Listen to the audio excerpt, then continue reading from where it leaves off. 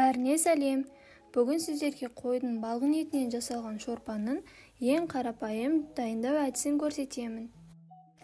Алдымен керекті етті алып, жақсылап жуамыз.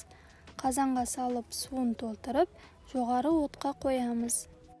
Бір қатты қайнатып көбігі шыққаннан кейін көбігін сүзіп алып, қазанның астын сәл басамыз. Ет қаншалықты жай қайнаса, соншалықты жұмсақ болады. Көбіктің сорпаға сіңіп кетпеуін қадағалап тұрамыз.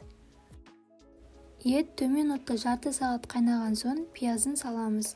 Пиязбен бірге дәмін келтіру үшін сарымсақ, ұнтақталмаған қара бұрыш және 1-2 түйір лабыр жапырағын да қосамыз.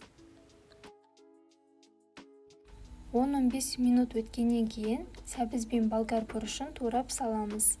Шорпаны пісірген кезде көкөністердің үлкен болып тұрғаны әдемі көрінеді.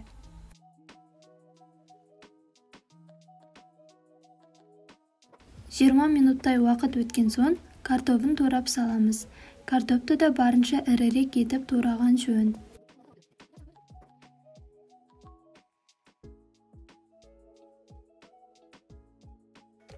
Шорпамыз аппақ болып қалмас үшін картоппен бірге қызанақты да қоса саламыз.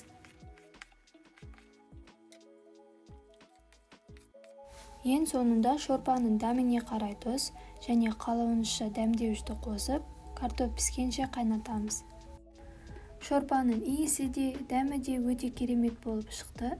Ыдысқа құйып, бетіне укроп немесе кинза, яғни өз қалауыңыз бойынша жасыл желекпен тәбет тартарлықтай сәндеп, отбасы мүшелеріне ұсына берсеңіз болады. Сіздерге шорпаның жасалу жолы және нәтижесі ұнаған болса, видеома лайк басып, комментарий жазып кетіңіз. Және каналыма тіркелуді ұмытпаңыз. Барлықтарыңызға рахмет.